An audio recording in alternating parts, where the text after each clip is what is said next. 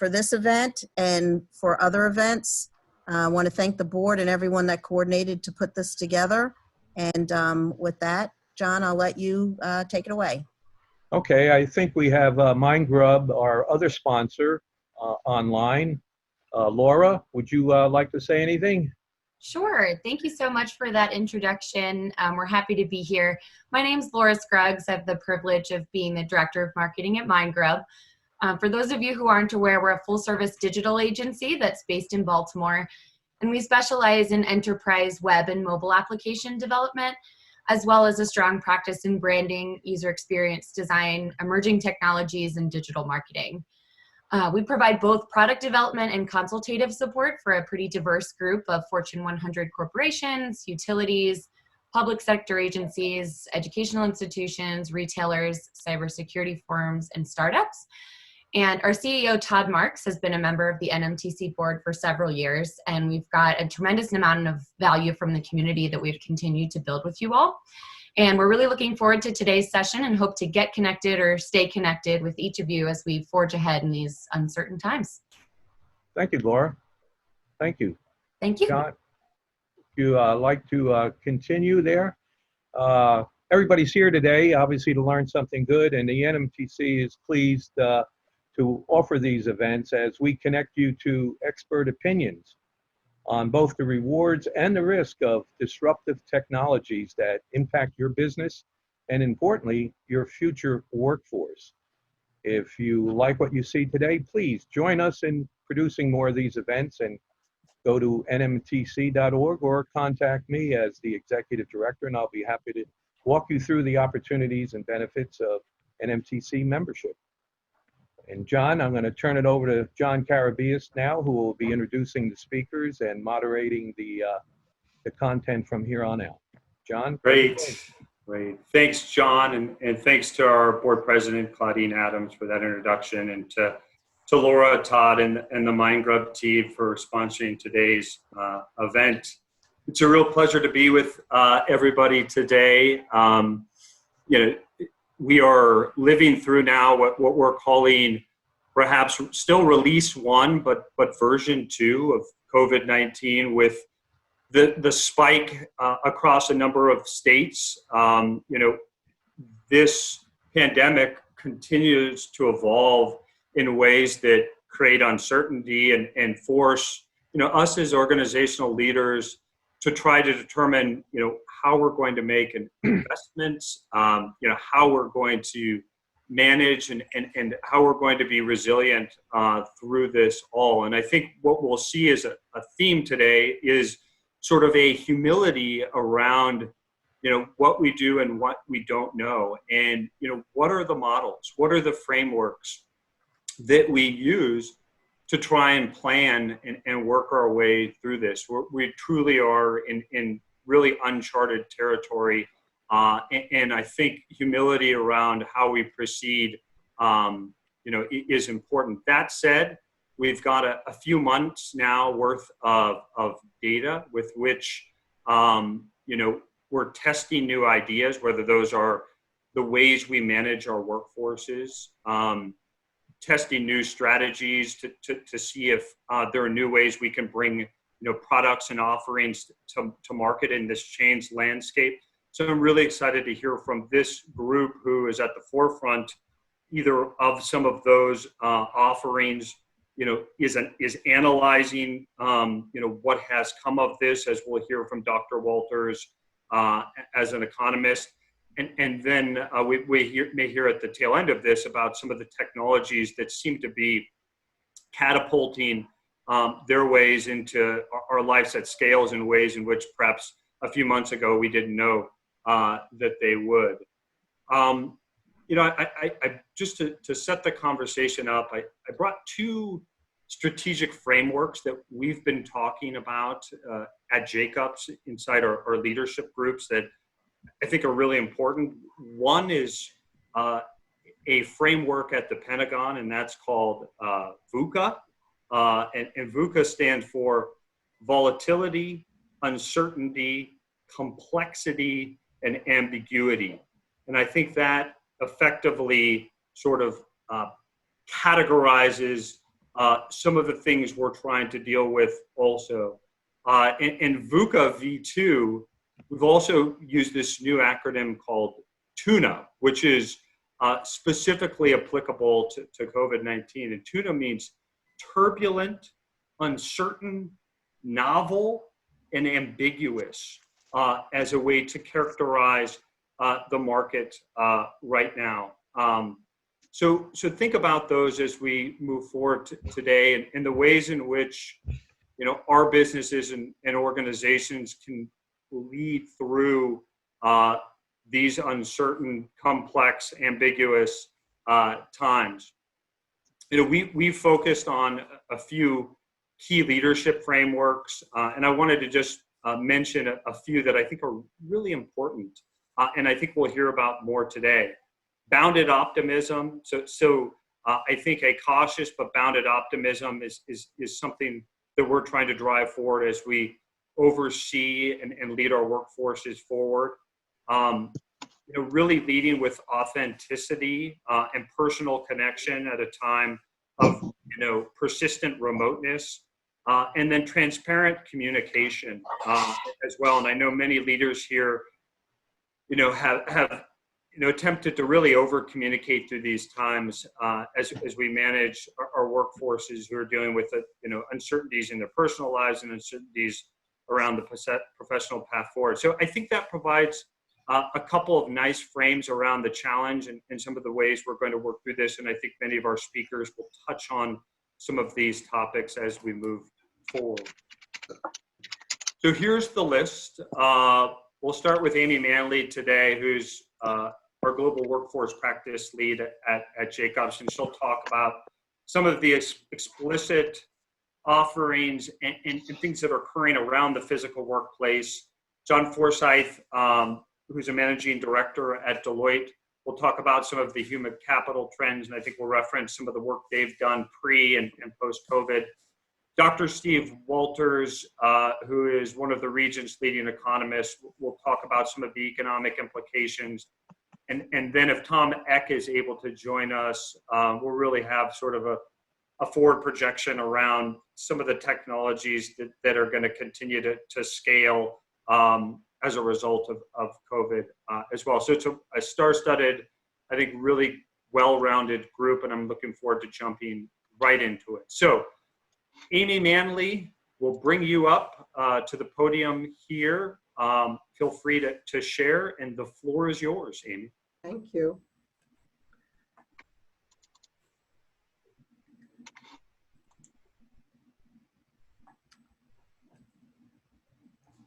All right. Can everyone see my screen? Karen. Great, thank you.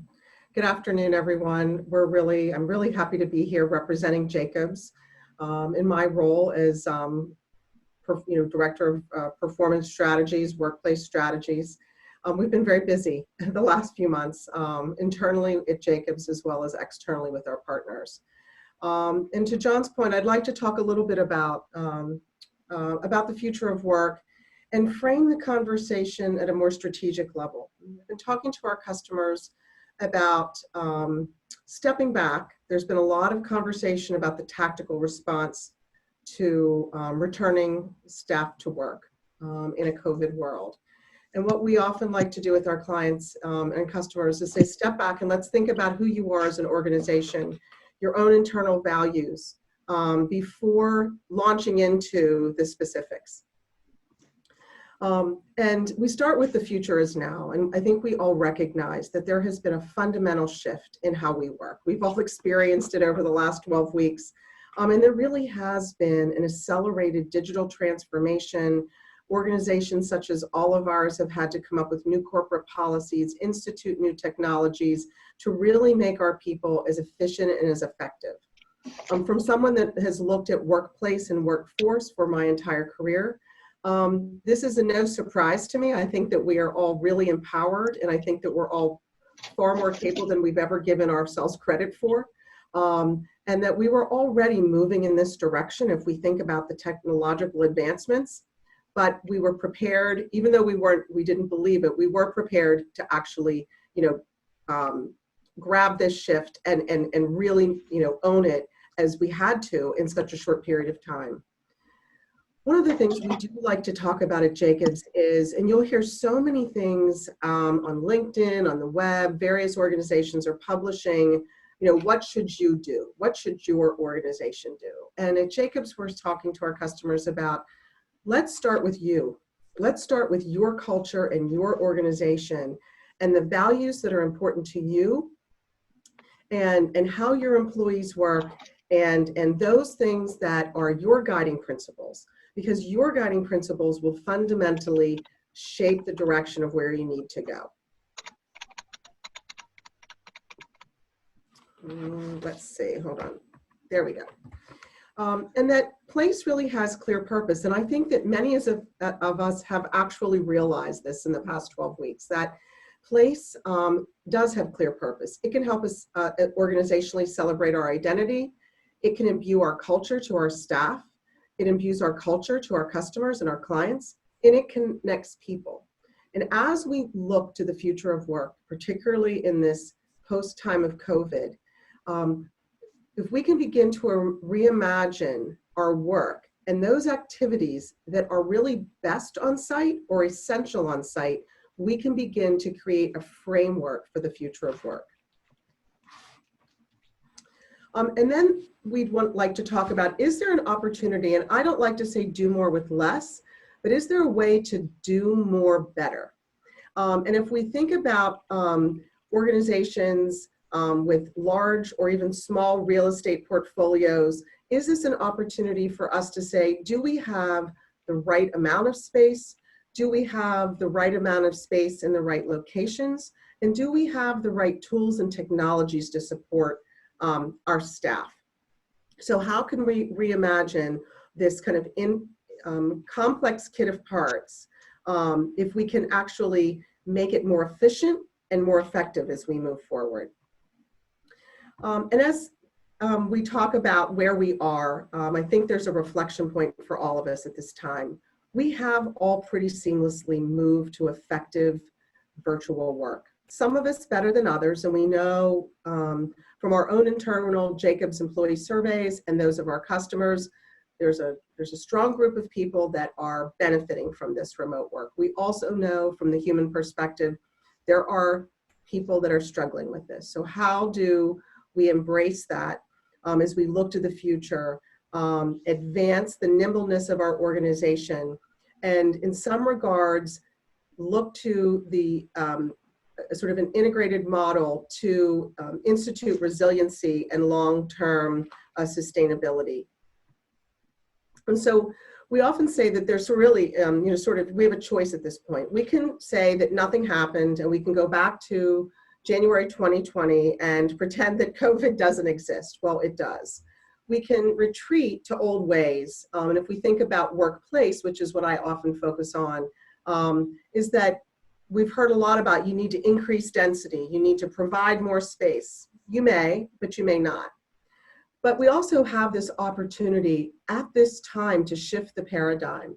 And can we all, as various users of space, technology advisors, real estate advisors, and even HR advisors, help shape what the future of work really wants to be for a sustainable, connected world?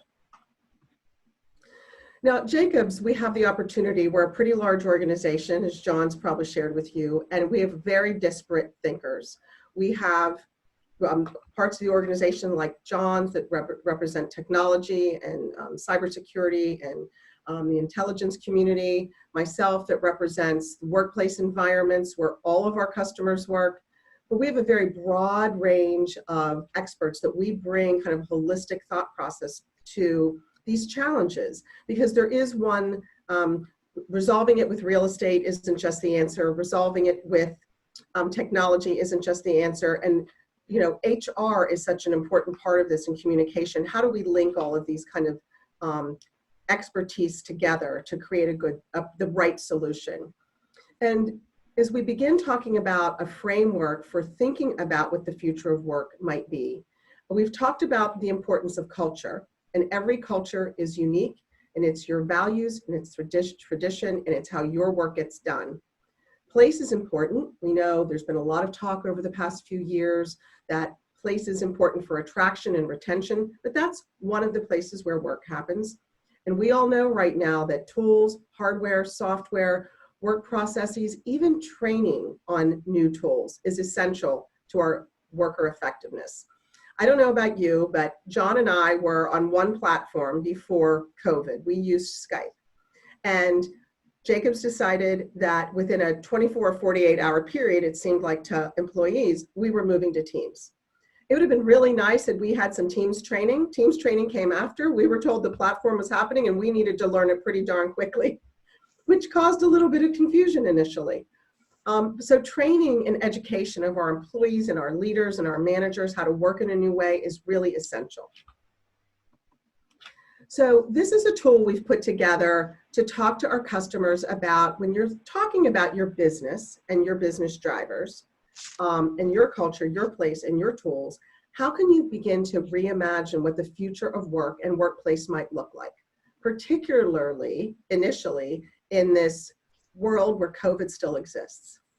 We've been encouraging our clients in many regards to think about on the notion of return to work, who's really essential to be on site. We don't have a vaccine right now. It's very difficult to protect our workers from the human experience. And we want to make sure that as we return people to work until we do have a vaccine or the right therapeutics to take care of all of us, let's think about that work that's really site dependent, might be very anchored. I give an example of, I think of two of our customer client markets, life sciences, the advanced facilities, customers that are doing a lot of science within their organizations, all of the major pharmas.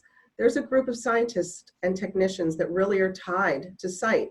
It's really hard to do chemistry in your kitchen sink. I know my kids have tried when they were in middle school, but it's really hard to create those therapeutics at home. Those scientists really need to be on site. A lot of times skiff workers need to be on site, our IC communities. And then there's work on the other end of the continuum for the virtual work. Virtual individual work that's very focused and concentrated may be better at home right now until we really think about how we get people back safely. Maybe we want to leave those workers that really do routine, consistent, concentrative work at home, and we get those people back on site. So we reduce the population initially, get our essential workers back, and let's protect them. So as we begin our transformational journey, we want to focus on purpose, the behaviors, and how we connect people. This is a tool that we've put together to work with our customers to help them to look at their business drivers, right? In this case, we just selected 3 of agility, learning, and connectivity. They could also be sustainability, environmental, growth. The business drivers are different.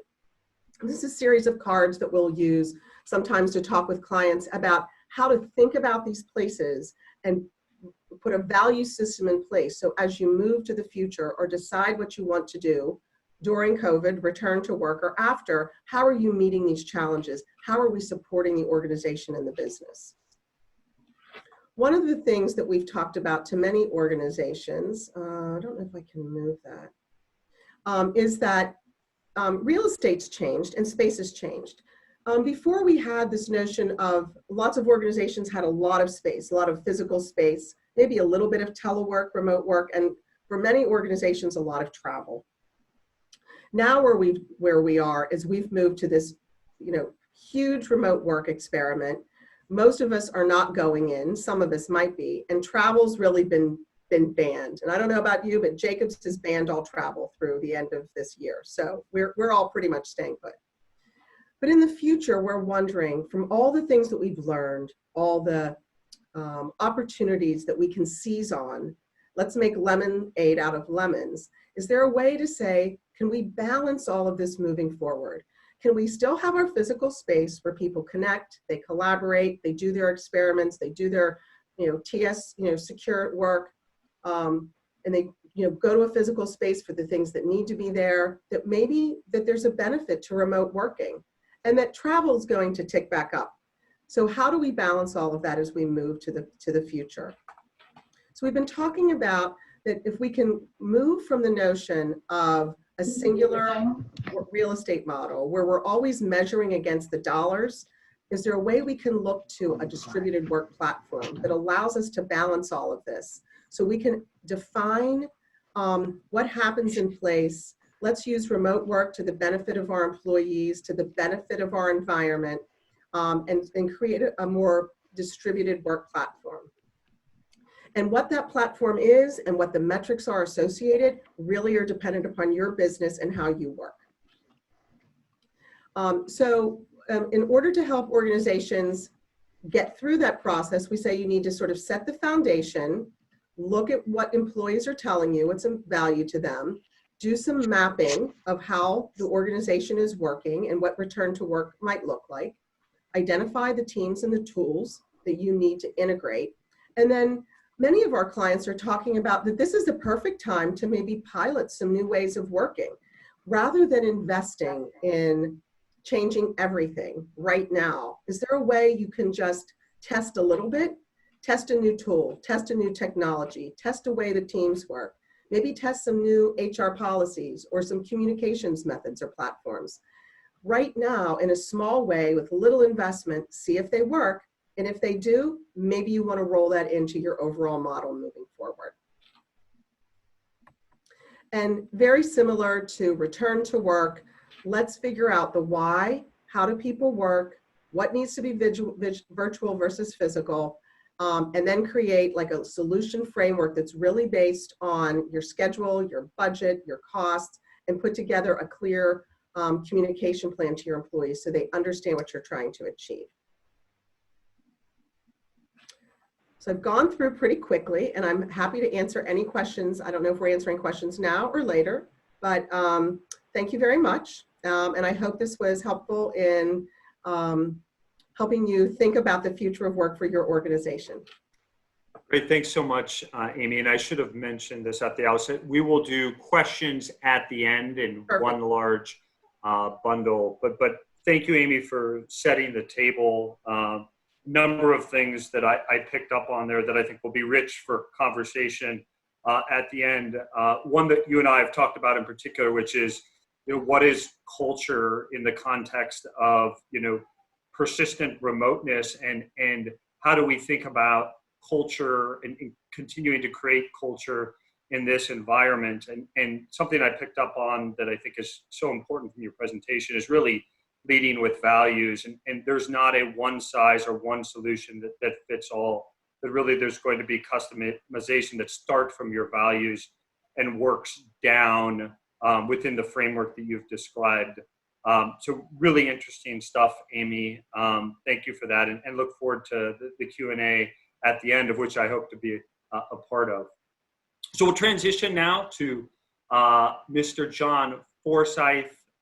John Forsyth is a partner and managing director at Deloitte. He's also an adjunct professor at Georgetown, and has spent most of the time of his illustrious career consulting for a number of the top consulting firms. So I believe we'll see some information from a recent Deloitte Human Capital report, amongst other inferences John is drawn from COVID. So John, your screen is sharing.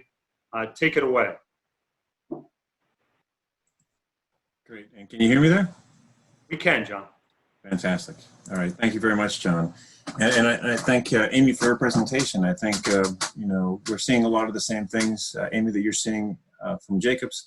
And I can emphasize some of the distinctions and some of the similarities in how we're looking at this major transformation and how we've been looking at this from a human capital lens. Let me start off with this. As John mentioned, I'm a managing director in a human capital practice. I work with government and public services organizations. I've spent most of the past 20 years working with Defense Department organizations across the country. And I want to thank my colleague, Nicole Funk, for connecting me with the NMTC. I'm happy to be part of this presentation today. But let me start with this, a quick conversation. Let me move the screen around. A quick question on how can organizations accelerate the human experience in a post-COVID world? Let me throw some numbers at you here. 430 million. All right, what do those numbers have in common? And it starts with this. You know, every year Deloitte conducts a human capital trend survey from around the entire planet, and 93% of our respondents say that a sense of belonging is important to organizational performance. A sense that I belong to a team, to a division, a branch, an organization. I'm connected to that mission, much like the previous speaker was talking about a sense of culture and purpose. If 93% of those respondents, nearly all of them, believe that it's really tied to organizational performance, how do we make this human experience exist? When you have, for example, in the Army, 400% increase in remote work. So how do you make that connection work in a dispersed environment like we're seeing right now? And when you see things like Microsoft Teams, 30 million new users in 1 month. So what does belongingness really look like in this new environment? So what I'm going to talk to you about in the next 15 minutes is, what does human experience mean? What do humans really want from their workplace experience? What are the 3 phases as we respond, recover, and thrive in this new environment from post-COVID? And much like Amy before me, what does the future of work really look like in terms of how work is going to be done? So let me first introduce you to what we talk about in terms of human experience. So I'm very proud to represent, the world's largest human capital practice, several thousand employees around the entire globe, a couple of thousand people dedicated to just government and public services working on workforce and workplace issues. But when we conduct our research, we have found time and again, these 6 things, these 5 across the top: meaningful work, supportive management, positive work environment, growth opportunities, trust and leadership, and an organization that is collaborative and communicates across the silos. Those 6 things are what attracts, retains, and engages top talent. What you'll notice is missing here is anything around salary and benefits. For the most part, people believe that if they're being paid fairly, then, and they have this kind of experience, they will stay longer and they will stay more productive while they're there. But by meaningful work is people don't want to be doing stuff that is now automatable. Anything that's dirty, dangerous, or dull, that can be automated. People want to do meaningful, innovative, collaborative, high-level problem-solving, high-level customer service, the things that require the gray cells, and they want to be in autonomous teams and doing something that's in line with their purpose and visions. They want supportive management. They want managers that aren't just, high-paid technicians, but managers that can actually manage, guide, sponsor, support, provide feedback, and grow those individuals. That direct supervisor is critically important. Positive work environment, and this doesn't mean ice cream sundaes on Fridays. What this really means is people want to be able to shape their work around their life as opposed to having to shape their life around their work. A phrase that I use quite often is, and I've used it before COVID, people want to be that 10 to 2 employee. And what does that mean? I do my workouts in the morning. I am in the office collaborative from 10 a.m. to 2 p.m. when I need to be collaborative. I have my kids or aging parent in the afternoon, some quiet time to myself, and then I'm back again productive from 10 p.m. to 2 a.m. That's shaping my work around, my life around my work as opposed to the other way around. People want diverse growth opportunities. They want continuous learning. They don't want to just have a career path while they're waiting for the person ahead of them to die or retire. They want diverse experiences in multiple different places. And they want direct access to and trust in leadership. One of the ironic things about this whole move towards the digital organization and what's been accelerated through COVID is these things have been accelerated. People are getting more of that now, being able to choose and be selective of the kind of work they're doing, shaping their work around their life, and having opportunities to grow in different areas. And I'll tell a couple of stories related to that. But this is what we mean by the human experience at work. Right? When we look at responding to post-COVID, what we have seen is that organizations are going from the first phase into the second phase right now. So the first phase is respond. And that is making sure that you have the trains running, that you have the technology available for people to work virtually, that you have communications and transparency going on, and that you've got critical decisions being made as COVID might have spiked up in your local area. How do you flex on that situation? But we're now coming back into that, how do we recover and how do we start thinking about reopening offices? But instead of just doing it knee-jerk, as Amy said, going back to the old status quo, now's that chance. This is the restart button to say, how should we work? As we recover into this new environment, what should that workplace environment really look like, and restore and emerge even stronger than before? And very important during this is not just looking at the work, but what are the expectations of your workforce, right? Do they want to work in the office? Do they want to work at home? Do they have other things that are conflicting with their time? And where are they most productive and where are they most likely to thrive, right? So respond, get things running, recover, figure out how you're reopening, and then start looking at to the previous slide, what do people really want from their workplace, and how can organizations give them those opportunities? The positive work environment, meaningful work, managers that actually manage, and diverse career opportunities, right? Those are the things that people should be thinking about now, not just trying to get back to the way things were. Right? A lot of things that were happening during the respond phase, that first one, new telework policies. A lot of government organizations, I think only previous to this, only 42% of government organizations had an effective telework policy. Now we have nearly every organization with a telework policy in place. And that absolute quick turn, flexibility, and nimbleness was unheard of in many government organizations before. They had the technology and systems access, response teams, and crisis management. But most organizations are sort of past that, and now they're sort of figuring out, as we come to recover, what do I want to be looking at? The external factors of, each organization is unique to itself.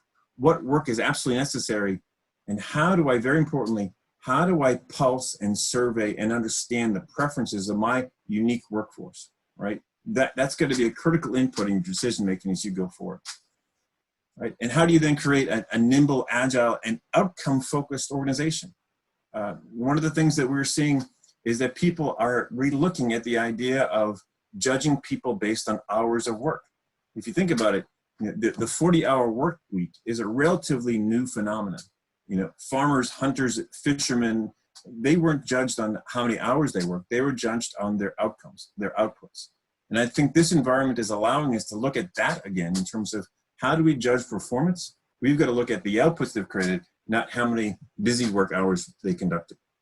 Right? So as you consider coming into the recovery, really think about the needs of your organization and what they're looking for.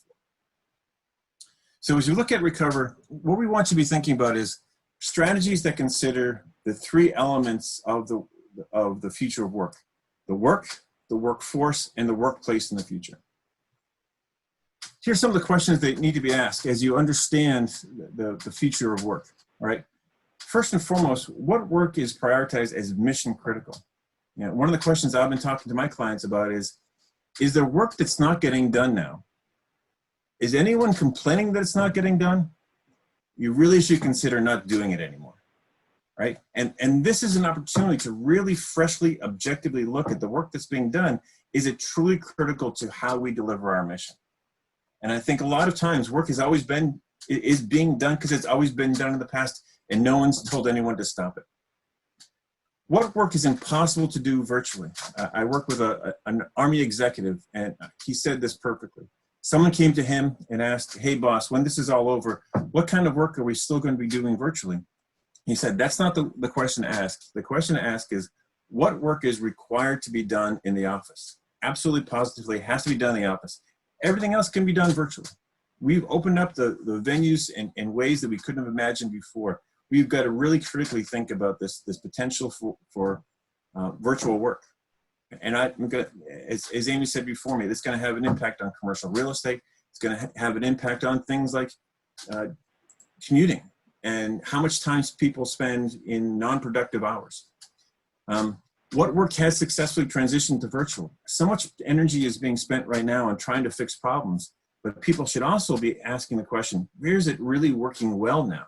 Who were those positive outliers? Why is it working so well? How can we make sure that we are copying and pasting and letting that go viral, that positive workplace experience?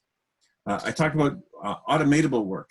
any kind of dirty work, dangerous work, or frankly, a lot of white collar work, dull work.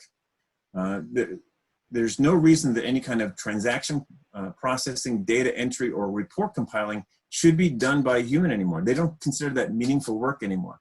How can you really look at that work and figure out what can you give to technology to allow the humans to do the stuff that really is more human?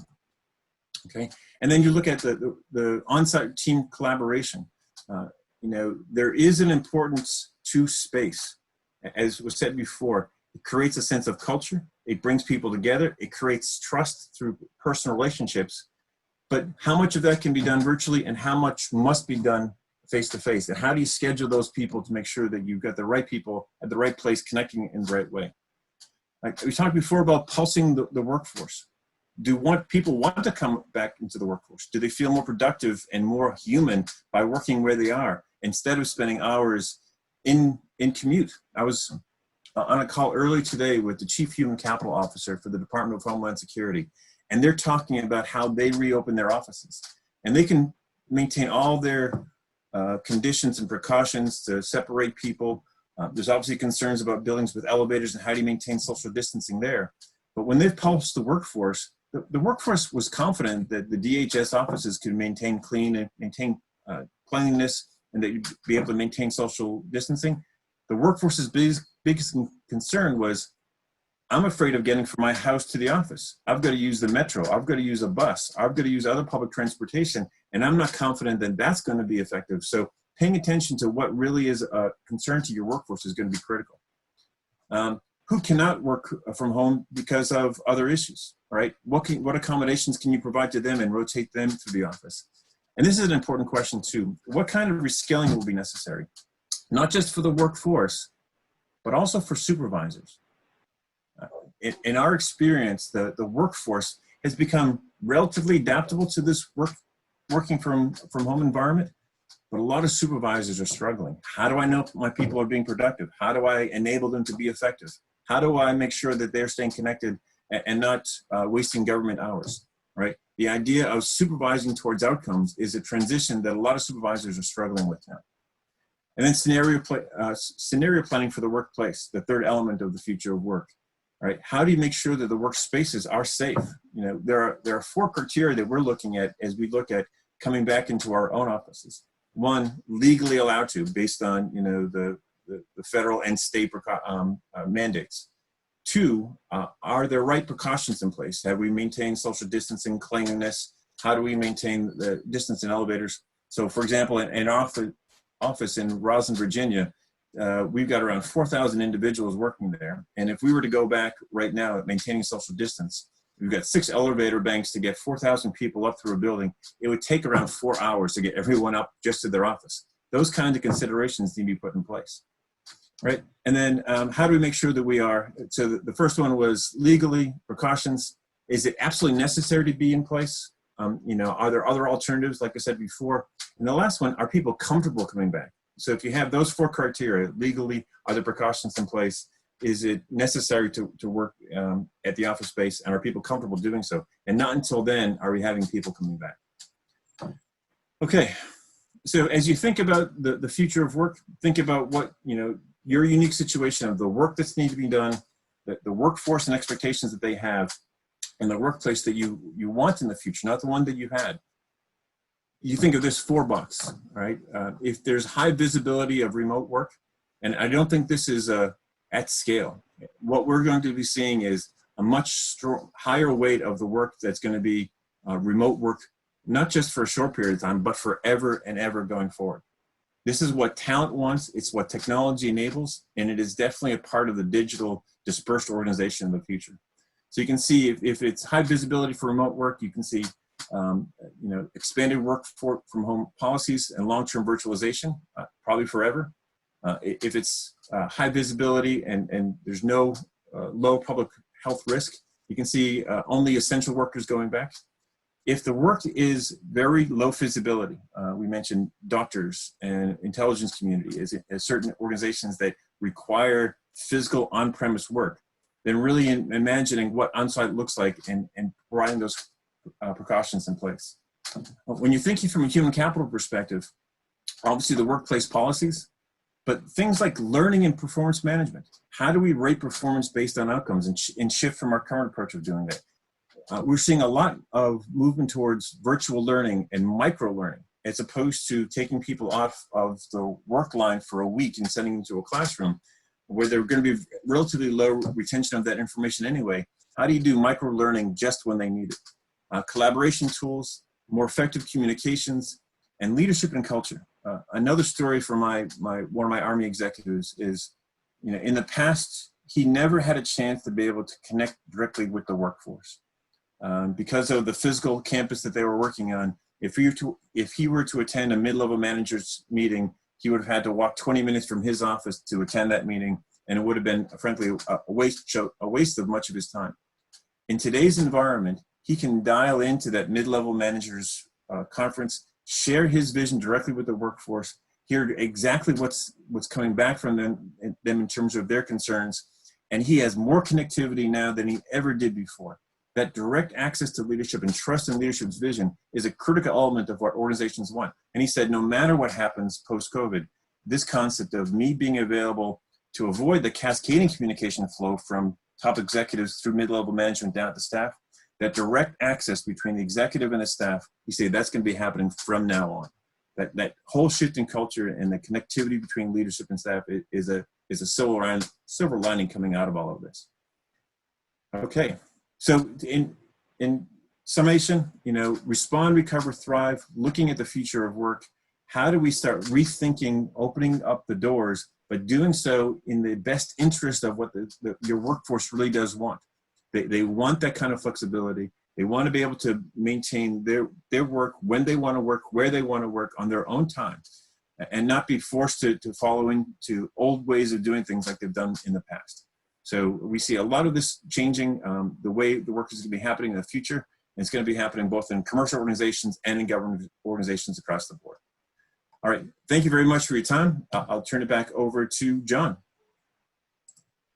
Great, thanks, John. A lot of wonderful material there. And I just love this idea of elevating the human experience. We've talked so much about simply being resilient and getting through to the other side and figuring out how our businesses continue to grow. But this idea of utilizing this pandemic, as awful as it has been, as a way to truly elevate the experience of work for so many of our employees and creating additional connection and purpose, I think is really powerful, and is something I'll take away is something we really should be prioritizing as a set of sort of key things within our leadership group. So thank you for that top level frame.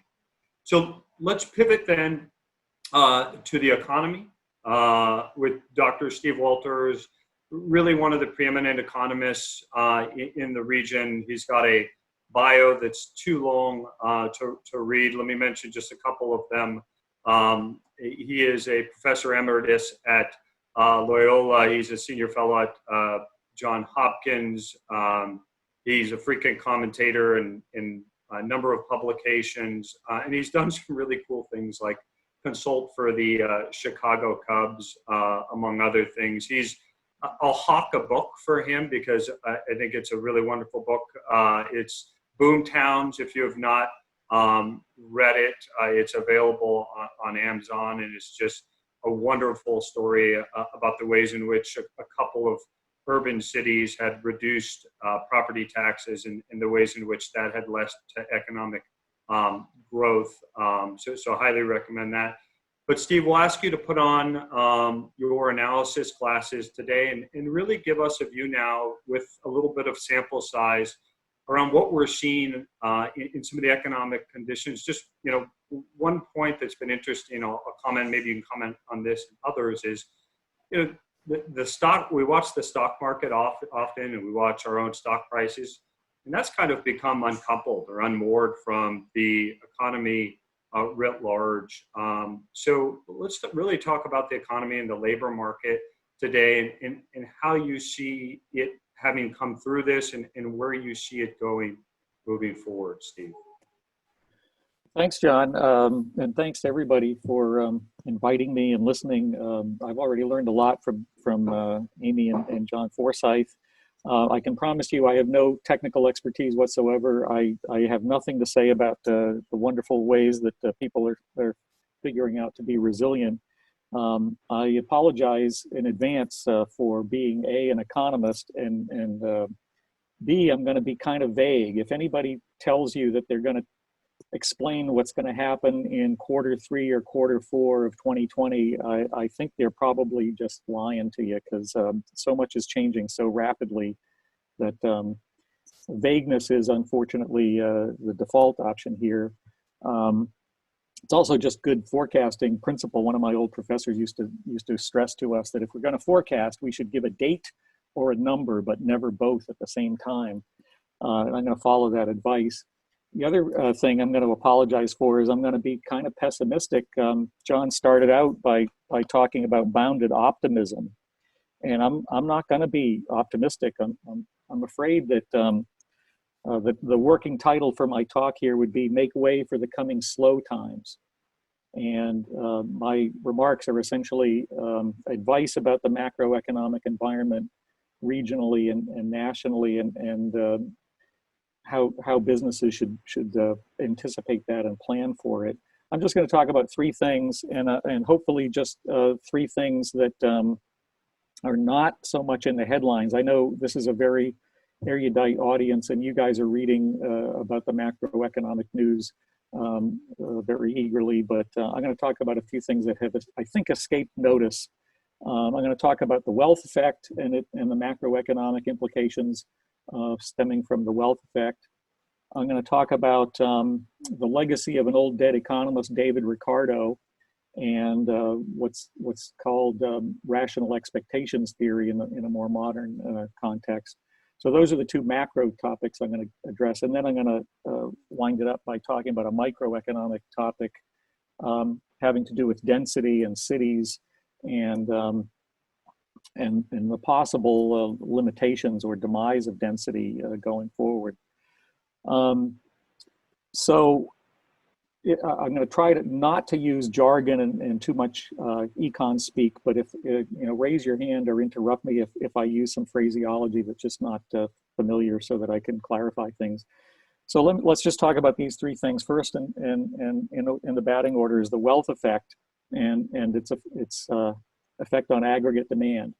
So between February 19th of 2020 and March 18th, about a month, the Wilshire 5000 stock index lost $10 trillion worth of value.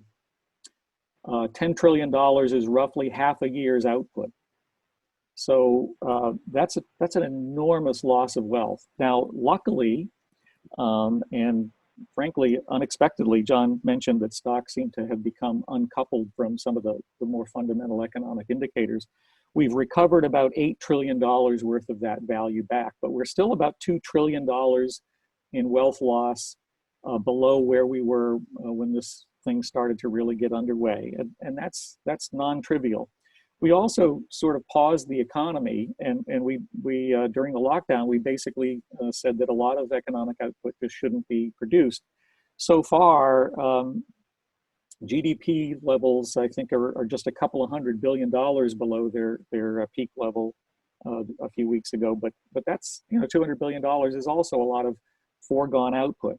So this is a problem. This is one of the three reasons that I'm talking about the coming slow times.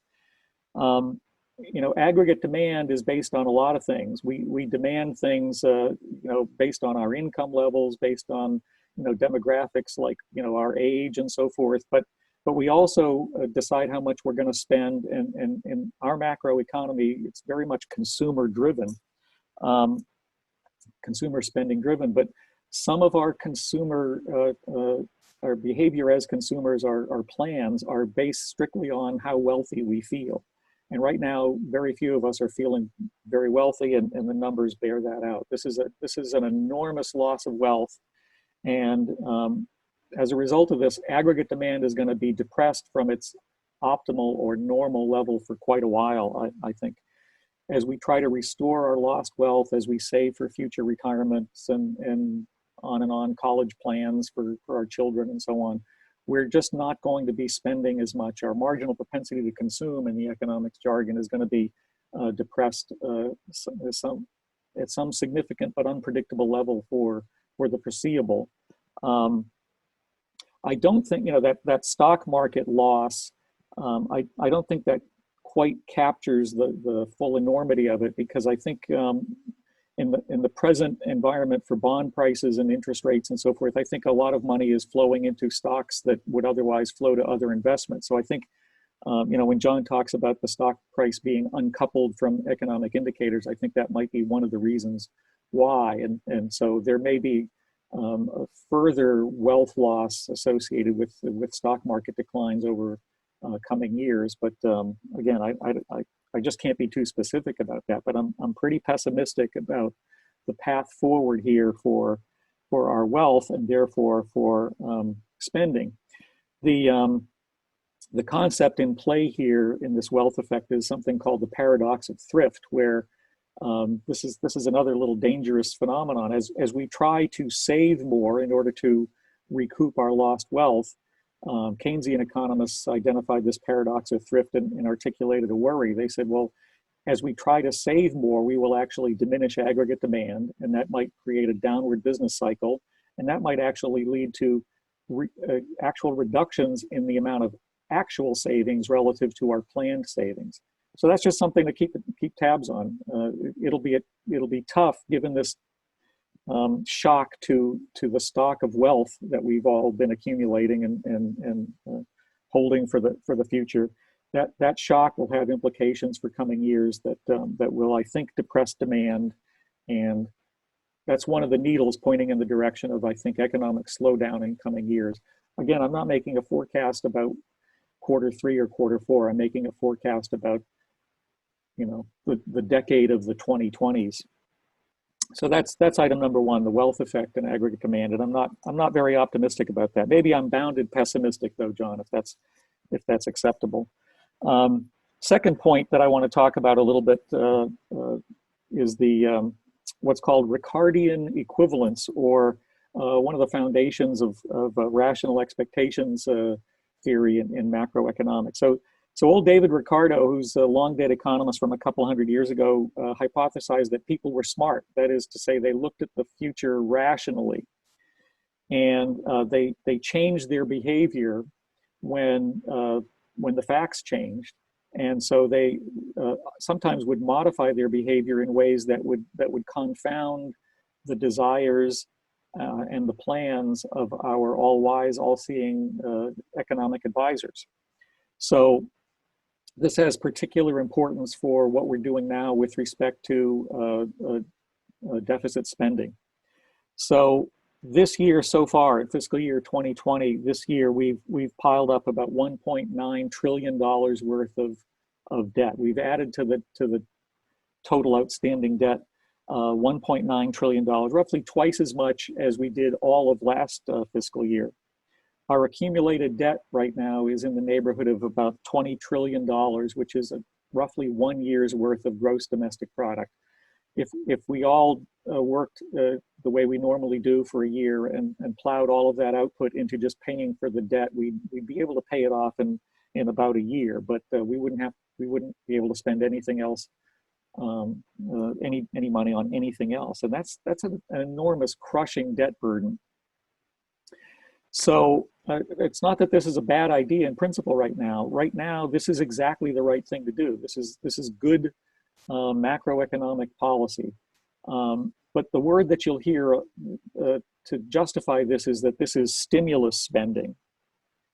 I don't think it really is stimulus spending. And David Ricardo and the subsequent followers, like the Columbia University economist Robert Barrow, would say it's not so much stimulus spending, it's relief spending. And therefore it's necessary. We need to prop up incomes, and we need to make sure that people can get across this financial river that we faced during the pandemic without too much economic suffering. But the stimulus question has to do with this concept of Ricardian equivalence. So here's the basic thing that Ricardo suggested back in the day. He said, well, when we pile up debt, when our sovereign or our national government is borrowing heavily in order to spend in the present period, we're smart enough, we're rational enough to look at that and say, they're going to have to ding me down the road with higher taxes in order to pay back this debt. And so I better start setting aside more saving right now in order to defray these future expected expenses associated with the higher accumulated debt. Now, the pure Ricardian equivalence is quite controversial in macroeconomic circles. It's tough to parse the data. There's so much going on in the macroeconomy. There's conflicting evidence either way. Some people say that that there's really very little support for this idea that we're that rational about saving for the future. Others say that there's good evidence that savings increases substantially in anticipation of higher future taxes. When I've looked at the data, one of the things that I found is that in the United States, we're perhaps less rational about this than in other countries. When I looked at Canadian data, for example, I found that, boy, the Canadians are really into rational expectations. When their when their debt burden goes up or when their deficits go up, they almost immediately start saving more. Americans, not so much. So this is kind of a controversial issue. I don't mean to say that it's settled macroeconomic stuff, but this relief spending, I wouldn't call it stimulus spending, this relief spending that we are necessarily engaging in order to get through this crisis, this is adding enormously to our likely future tax burden. And that should, the higher future tax burden when it eventually arrives will of course depress consumer spending. But the argument of people like David Ricardo and his followers would be that actually the anticipated tax burden will also start to depress aggregate demand in the near term.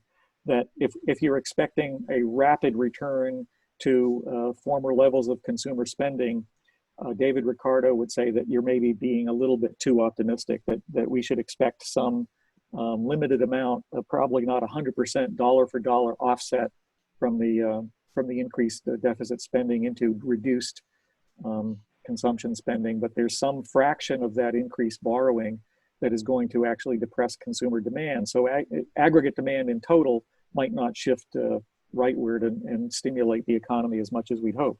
So that's the second arrow pointing in the direction of slowdown, I think. So, sorry to be pessimistic macroeconomically, but when lots of arrows are pointing in the same direction, that's when you make a forecast that says that that's probably where we're going. Related to that is just, at the state, local, and national levels, state and local government budgets are just going to have to be depressed, because when incomes fall during this crisis, most states and localities have balanced budget, constitutional or charter requirements. So they're going to have to reduce spending and staffing levels and so forth. So that's going to also contribute. That's not quite the same as Ricardian equivalence, but that's a macroeconomic issue that I think is also in play here. That's sort of depressing aggregate demand, part of which is government spending. Third thing I want to talk about is a microeconomic issue, and I want to talk about cities and density and so forth. John was kind enough to flog my book, Boom Towns. I appreciate that, John. I've been spending a large part of my career studying how cities work and so forth. And cities are just great, and cities are enormous launching pads for innovation and productivity. There's lots and lots of scholarly studies that demonstrate that city earnings are higher because city productivity is higher.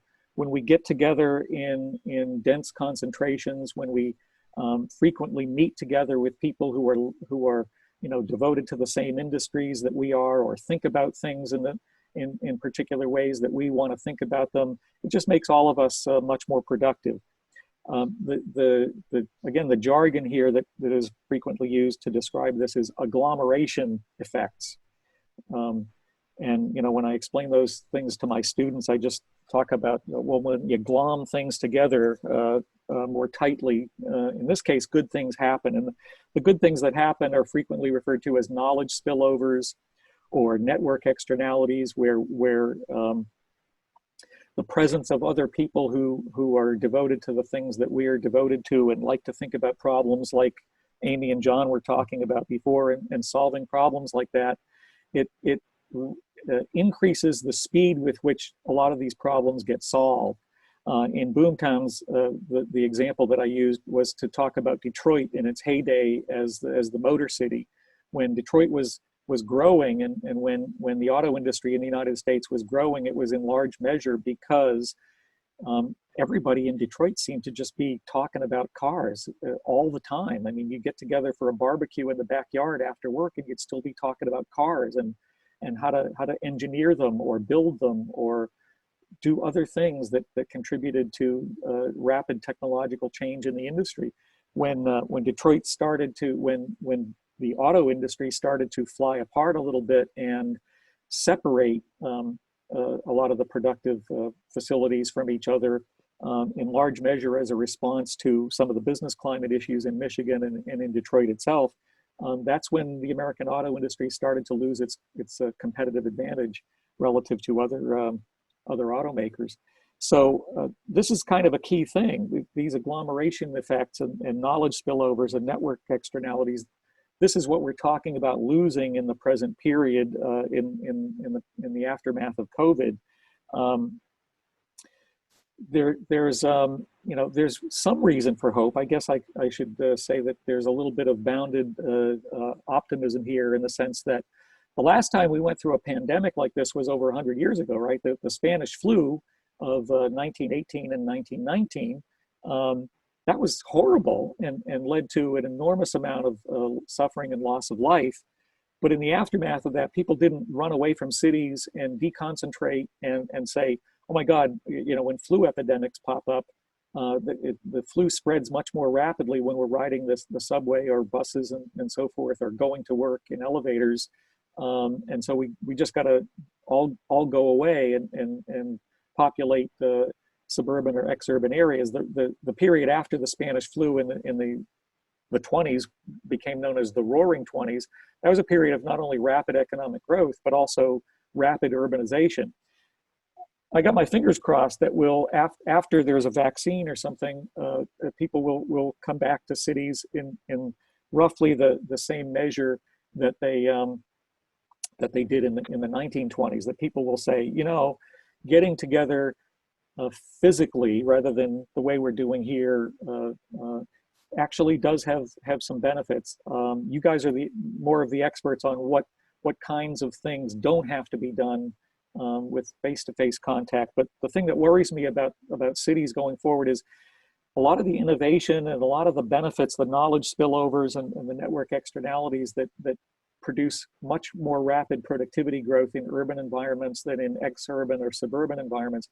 We just don't know what innovations we might be losing by definition. I mean, an innovation is something that we don't know about right now, and we might lose track of exactly how much more rapidly we can innovate and be resilient and so forth if we de-densify. And I think if we all jump aboard the bandwagon that says, gee, remote work, we've all discovered the virtues of remote work during this crisis, and now we can rush pell-mell into a world where we try to do as much remote work as possible. I'm really worried about how much population density and agglomeration benefit we'll lose if we run away from cities. I think we really have to be very careful about that. And the previous speakers have articulated a lot of the criteria that we should use. But if we run away from cities, and if we try to substitute away from them with as much remote work as feasible, we may lose some benefits from knowledge spillovers and rates of innovation and rates of productivity growth that we might regret. So I guess that's the third and final needle that I'm worried about pointing in the wrong direction, pointing in the direction of a slowdown here. If we lose cities, if we lose the levels of innovation and technological change that they're capable of generating for us, that will be the third reason for slowdown. So that's about all I wanted to say. Again, I want to apologize. Economists are dismal scientists, and I apologize for being having such a dismal report about the way the arrows are pointing. Market economies are very resilient, and I think we are going to be a resilient nation and a resilient economy coming back from this. But I just worry that we're going to probably lose some pace here, that we're going to be growing much more slowly in coming years, probably maybe as long as a decade, while these wealth effects, Ricardian rational expectations effects, and de-densification effects work their way out in coming years. Thanks for your attention. Great, thank you, Steve. Perhaps one could characterize that as unbounded pessimism. Steve, is that right? I could have gotten worse, John. So I think it was a little bit bounded pessimism. Okay. I'm sorry, but but thank you for that, and a lot there.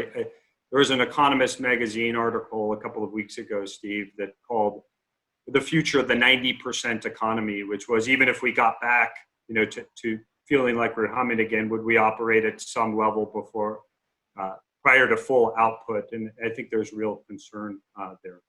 So excellent, great. Appreciate that, Steve. Our final speaker, unfortunately, could not be with us, so that means we get to quickly transition into the Q&A process. And let me establish some ground rules for this. Yeah, if you have a question, just so we don't have everybody asking questions at the same time and talking over each other, if you would go to the chat function and use the raise hand function, I will call on you and we'll go one by one that way. So the floor is open to anybody that wants to raise their hand to ask a question of any of these speakers. And as we're waiting, I don't see any hands raised just yet. I'll ask one to get us started. And this one's for John and Amy. I mentioned culture at the beginning. Is culture something that was just artificially created? Are we finding that culture doesn't really exist? We didn't need norms and customs and all of those things that we sort of described as, it when you see it inside a really high-performing firm. So I wonder if you talked about the importance or lack of importance of culture in a world where so many of us are operating remotely, Amy or John.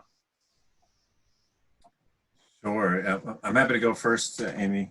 I've spent my entire career diagnosing, assessing, understanding, and transforming organizational culture. And I'm here to report it is very, very real. It's also very intangible. It's the most important thing within our organization. So culture is something that drives an organization. How things work is culture. And I think oftentimes we confuse the word. Culture is often confused with how I feel as an individual about working there. But how I describe culture is how things work. Are we a collaborative organization, or do we work independently? Are we a customer-oriented organization or external-oriented organization, or are we focused on internal process efficiency? Are we a risk-tolerant organization, or are we a risk-averse organization? And what I mean by that, that's an easy one to provide an example of. Can I make a decision as any line executive, or do I have to go through 17 levels of approval to get a decision made? That's an example of that. As we move towards this digital organization, the digital organization is going to be an organization that is more collaborative. If you're going to truly be digital, you're going to be more collaborative, more risk tolerant, more nimble, more agile, more innovative, more focused on customers, less focused on internal efficiency, and more flexible as opposed to structured and adherent to policies. That is the organization of the future. It is enabled by technology. It's going to be accelerated by this move towards COVID. People are realizing how, if we're really going to be digital, it's not just the infusion of technology, it's a change in mindset. So I think this is going to really get people to really pay attention to what their unique culture is, how should they conduct their work, and how do we make sure that technology, and to Steve's points, how do we make sure that we have this information sharing that allows us to to best deliver our respective missions. So I think it's, as we think of this separation, to me, the single remaining most important role that physical space has, with a few exceptions of things that can't be virtualized, like surgery for physicians or for intelligence work that has to be done in a classified environment. With those few examples and a few others, the last remaining role that physical space has is that organizational culture. We at Deloitte, again, we've got, what, 70,000, 80,000 individuals working across the United States. We're dispersed all over the place. We have this place in Texas called Deloitte University where we go for leadership, learning and development.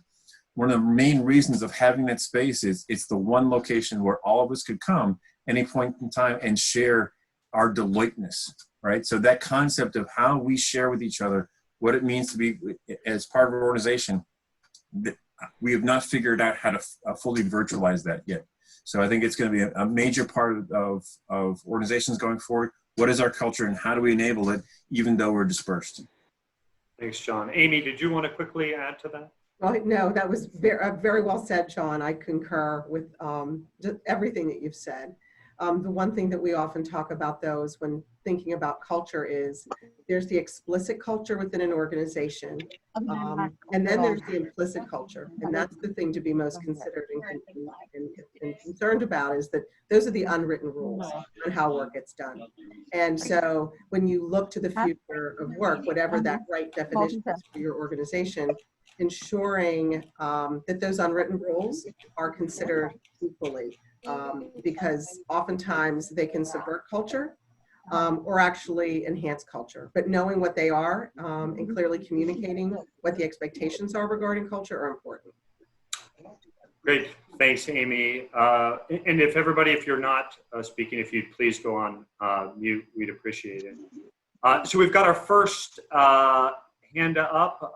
It is Pat Baker. So Pat, if you're on, come off mute, come on video, and go ahead and ask your question.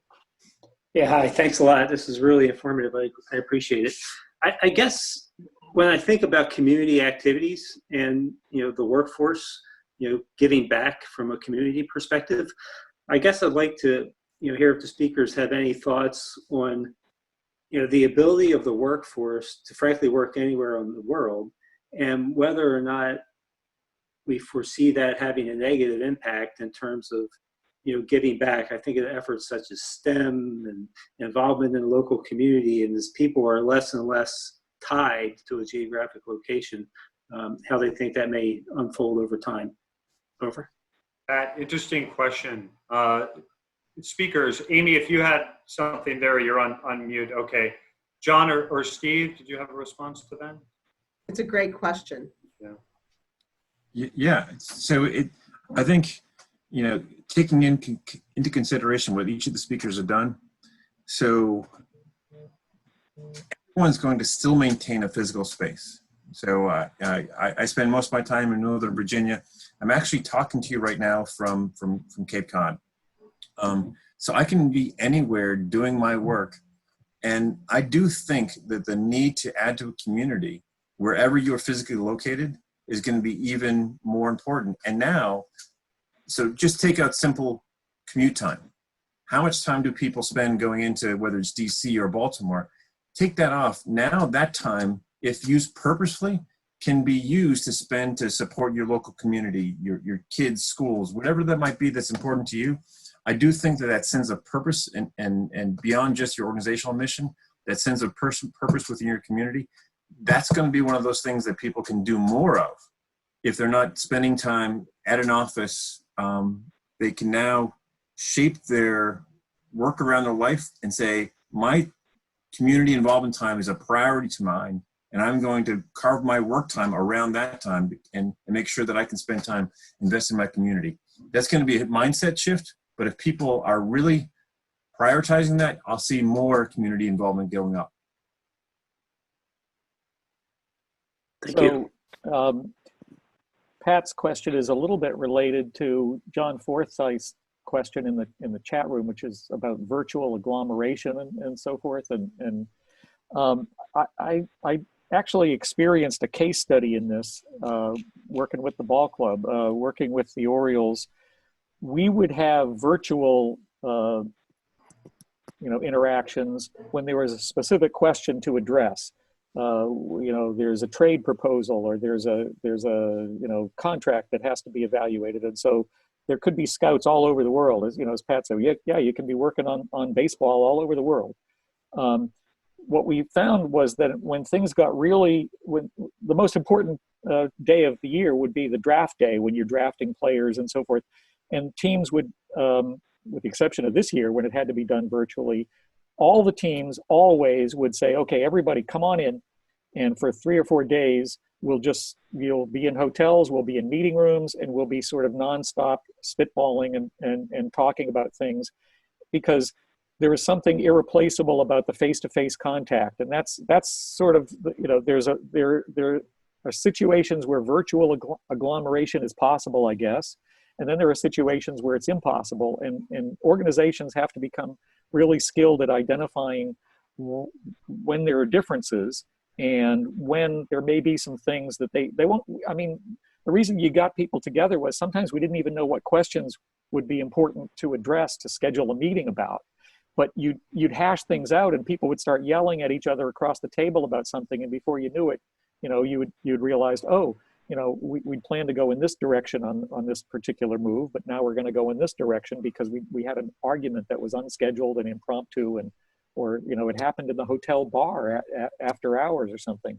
So this is all I'm worried about, is how do we tell the difference between those kinds of situations where actual non-remote but actual proximate interaction is valuable, and when it can be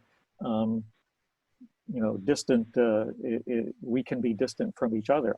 I don't know the answer to that. I'm just worried about it, and I've seen it. There are times when organizations sort of learn that these are things that we can't trust to the virtual world, and so we better get together. So I think there's going to be travel and meetings and conventions and so forth. They're not going to be dead going forward. I just hope that they're not, that we don't minimize the extent to which they can help us with creating a community both outside our organizations and a culture within it. Yeah, thanks, Steve. And on that point quickly, it's no accident that the clustering effect of cross-functional companies working in a single geographic area is oftentimes what spawned innovation, whether that we saw that in cities or in other smaller hubs. So does that principle hold inside a firm too, when human beings aren't interacting and there's not those emergent outputs that spawn innovation as well? I think that's a fundamental question with which we'll find the answer here in the coming months and years. Mm-hmm. So I will pivot now to Francis Mayer. So Francis, if you want to come off the microphone and ask your question as well. Yes, I kind of chatted, but I'm going to keep it tight. The things we're learning through COVID-19, like the measures we're taking, not the extreme measures like not showing up to work, but I'm saying cleansing your hands, keeping a little distance, coughing in your elbow, little changes in our culture, which will actually reduce sickness in many venues, not just COVID-19. It would reduce the flu, keeping the facilities clean, really thinking about when people need to come in. Like if the weather's bad, people on their own could work with their managers and say, I'm not going to come in. There's no need to do that. And then to make office space more shared instead of everybody, getting office, they might get shared conference rooms that they work in, and they get together normally, but working from home is combined with working on site and doing physical work, just like a doctor. A doctor could come in and work in a hospital or clinic and then go back to his home office or her home office. So that would be a lot of efficiencies, and that would help the economy. Plus, we might look at changing the whole way we behave. It wasn't just in 1918. I remember as a young boy in 1968, we had a major flu that killed, 100,000, 120,000 people just in the U.S. So there was always been changes in the way we work. the way having to come to an office, I got to get the corner office is the big, the big mahaf, and I have to do this and that. Maybe we abolish a lot of that stuff, but we still get the goodness of coming together. So why not, like I saw a lot, the speaker said they're going to transform everything. Why not tremendous transformation coming out of this, really propelling the economy beyond all our expectations? Why can't that happen? That's all. That was my point. And I think if we make things permanent, that we learn instead of just, falling back to normal, which would almost be malpractice. I think we can do fantastic. Okay, great, Francis. Any comments from the speakers on that? No. I think to his first point, I have a teenage son, and seeing a teenage son actually pay attention to cleanliness and coughing to his elbow and washing his hands, that's definitely a silver lining of all this. And if a teenage boy can do it, I think anyone can. And I think that's going to be something that changes forever. But I do think, Francis, I think your points are valid. I think we don't know yet how this is all going to manifest. I'm an economist too, but I'll take the more positive view. I think there's going to be tremendous value coming out of this. There's tremendous tragedy. We're going to be going through severe economic turmoil in the short term. There's going to be disruptions. Think of industries like hospitality, airlines, retail, oil and gas. Those industries, commercial real estate, tremendously disrupted. But as we come out on the back end, I have a positive view of what we can be doing. And I think we're going to be doing it on our own terms, what humans want, as opposed to being a slave to how things were always done in the industrial age. The concept of the 40-hour work week, the concept of having to go during rush hour to work and work from 07:30 to 1600, those concepts, for the most part, are going to be dead. And I really do think that there's going to be very positive things coming out of this. How that manifests in our economy, how that manifests in our mental health, yet to be determined. Great, thanks, Sean. Yeah, I would agree that there are going to be some efficiencies and that there are going to be some favorable outcomes, some silver linings. And John just mentioned rush hour. Rush hour may be over in the sense that people will realize, even if I do have to come, I don't necessarily have to come at the same time over the same period that everyone else is coming and so forth. And one of the things that people have noticed about the lockdown is things are moving better, and maybe that's going to be one of the things that gets preserved. There are probably going to be a lot of things like that we just say, oh well, why didn't we discover that before? That flex time or other kinds of habits that make us healthier and so forth. Again, I don't mean to be totally dismal about it. There are going to be some good things that some real innovations that persist. What all I'm worried about is the loss of density will move us down the gradient of this productivity enhancing phenomenon, the great American, actually the great global city. And I just don't want to see that.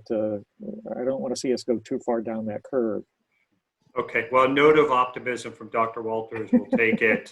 So moving along the queue here, there are several here, so we'll try and get to everybody. Fran Pierce, if you're on the line and want to come off mute and ask your question. I don't have a question. I don't know. Oh, okay. I had a note that your hand was raised. Sue Manning, are you on? I've got a note from you. Yes, I'm here, John. Thank you. My question is really directed towards Amy and John, and it has to do with culture. And so I'm interested in their opinion in managing or working with an organization. Mine is an example, a financial services organization that has a set amount of people who are absolutely essential workers and must report, must go to a physical location, and then a percentage of people who can do their job perfectly well from home.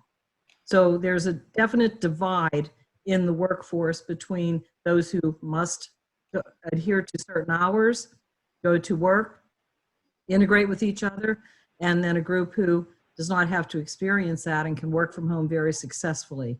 How do you manage a culture with two diverse populations? Well, that's a great question. And I would say that there's probably many of our organizations have many different types of work disparities.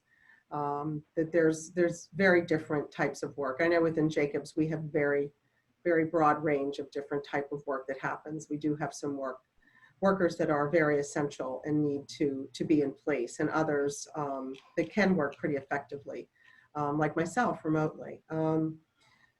One of the things that, it's really, I think, one, listening to employees and understanding what their concerns are, right? It's sort of the transparency and understanding that change is hard and change is different, and there's leadership required regarding change. Understanding their concerns, and working with them to understand the value of and the benefit for the various ways of working and why they're doing what you're doing. I mean, in some regards, as we're still in this COVID world where we don't have a vaccine, in many regards, people would think that those employees that can work remotely are probably have some sort of real benefit, right? And those that have to be at work might be at a disadvantage because they may be exposed. They might be exposed to the public. They might be in a transactional sort of role that requires them to be interfacing with others. So we would often recommend working with the teams, working with each other, communicating the value to the organization, the value of their work to the organization, and then framing why it needs to be this way. But listening and really understanding the employee perspective is essential. They need to feel as though that they're being heard, and that they're being listened to. And then you can craft kind of what the right messaging and solutions are. Yeah, Sue, I think you hit on it. I think, seeking the input of your workforce, what kind of work environment do they prefer working in? Offering diverse career opportunities. Is there some way that you can rotate between the have to be in the office and the not have to be in the office? If you have, I would say, and this is the case for everything, if there's work that is clearly have to be in the office, I would question that. Like we talked about a few examples, like the Army executive, the question isn't, what work can be done virtually, but work absolutely positively has to be done in the office. And if there are addressable barriers, how can you address them to give that people that flexibility? And then beyond that, I would say purposeful collaboration to make sure that there's not an us versus them, but how can you create cross-pollination between those groups so they can see value in each other and don't begin resenting each other. Great. Thanks for your question, Sue. Sean Diggs, you had a question. Yes. Good afternoon, everyone. Thank you, John, for taking my question. I have very good content. I have a few notes, and as everyone was talking, and Ms. Manley and Mr. Forsyth, I really got some good notes, information that you all shared. But my question is actually kind of twofold. It's actually geared to Dr. Walters. So you talked about the hyperinflation. It's kind of interesting that you mentioned that, because this money, quote unquote, free money, right, that we're getting from the federal government. I'm kind of young to remember, I guess, the period that went into, the United States really began to experience hyperinflation. So as you were talking, being kind of pessimistic, and I understand. Two things. When was the last hyperinflation, or at least what were the factors that led up to the hyperinflation, right? And what were the variables that caused the country, that caused our economy to come out of that to kind of go into the hyperinflation? So that's my concern, really. So, in the next 5 to 10 years, is a gallon of milk going to be $5-10, right? And here's the other thing, also to you, Dr. Walters. We have a presidential election coming up, right? Literally in 4 or 5 months.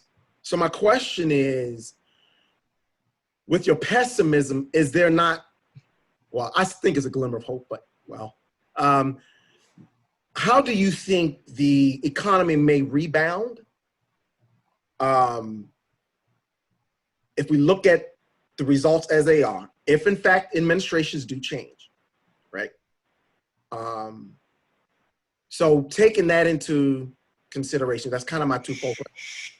Sure, Sean. That's great. So, Dr. Walters, first question on inflation or the lack thereof, and second on political implication or economic implications of the coming election.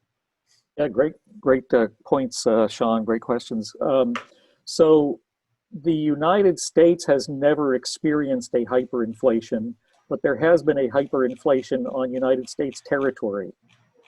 It happened in 1861 to 1863 in the southern states known as the Confederacy. And the hyperinflation then occurred because the Confederate government had ceased having the ability to tax people in order to pay for its expenses during the Civil War. So they just printed money and they circulated it, and that led to a hyperinflation in the Confederacy. In other countries, there have been hyperinflations in Germany between 1920 and 1933 related to the war reparations that were demanded by the Allied powers after World War I. There have been hyperinflations. There's one ongoing right now in Venezuela. If you're a fan of socialism, that was a situation where, again, when the government loses the ability to finance its expenditures, it oftentimes just starts to spend money. And Zimbabwe had done that for a while.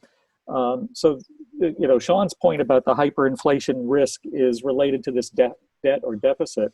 And I don't think there's a chance that we're going to hyperinflate, Sean, but your worry that we might inflate a little, I think is a legitimate concern, because the $20 trillion accumulated debt, one of the ways of diminishing the impact of that would be to print money and circulate it with a very expansionary monetary policy. And you borrow money that has a certain purchasing power. If you pay it back in dollars of diminished purchasing power, that's a problem for the person that loaned you the money. It's not a problem for you, the central government. So, I'm not giving investment advice here, but that's one thing I worry about when I look toward the future. And it's related to the other point that you're making, which is there's a certain amount of political risk.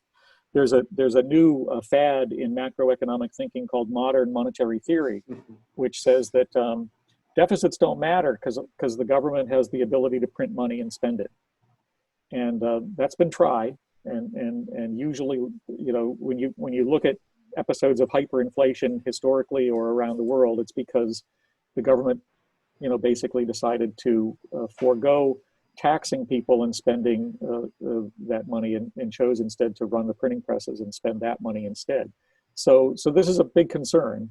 I think, we're typically responsible enough not to inflate the currency or inflate growth of the currency in such a way that we create hyperinflation.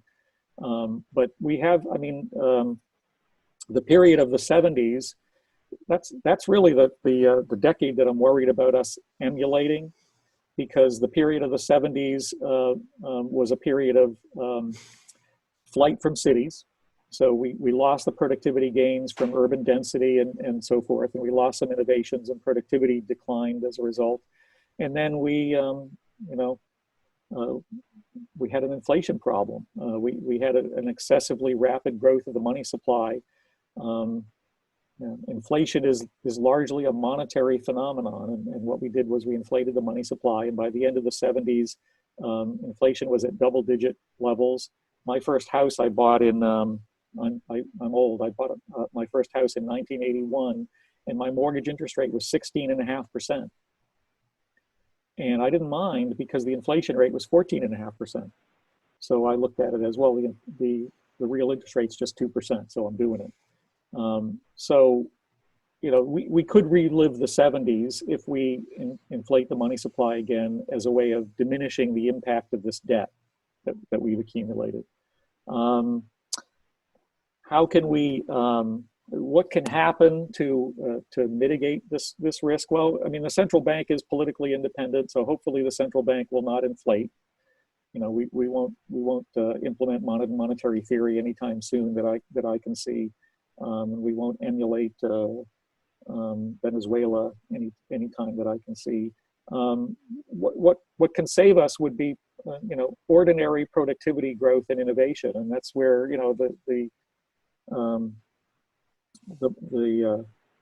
this rests on the shoulders of people like you who are watching, the tech entrepreneurs and so forth, who are going to figure out ways of enhancing productivity, and like Francis said, creating efficiencies out of this that will move us forward so that we can actually grow at normal 3 to 4% real growth rates going forward. If we have a decade of 2% growth, that's really what I'm talking about. If we have a decade of 1 to 2% growth instead of 3 to 4% growth like we've often been capable of, that would be painful, and we avoid that by being more productive and more efficient and more resilient.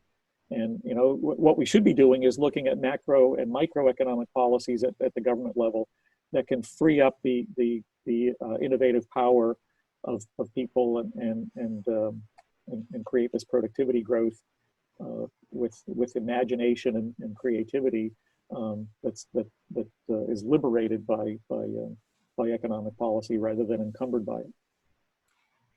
Great. Well, I will stop there on that high note. A call to arms for our organizations to go out and innovate and create the future.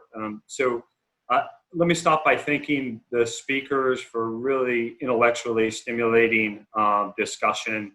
I hope there were bits and pieces that all of us today could take and apply to our organizations. I certainly took a number of notes and drew a lot of new insights from what was shared here today. A couple of housekeeping items for the group. We plan to hold our next iDisruptor event in October, where we will continue to think about COVID-19 and its enduring implications. So please check your email, check your social sites for a teaser on that here in the coming weeks and months. And let me just close by encouraging everybody once again to please join the NMTC. If you like today's event and you want to support technology, STEM education, and other important technology initiatives in our region, I strongly encourage you to be a member. I think the ROI on that membership is really, really good. So with that, John Kasner, unless you had anything to close with, let me again thank everybody for joining and for your wonderful questions. And we hope to see everybody at our next NMTC iDisruptor event. I'd just like to echo what you said, John. Thank you to all the speakers. And personally, John, thank you for being a great moderator today. Wonderful. Great. Thank Okay, you, everybody. Good evening. All right. Bye-bye.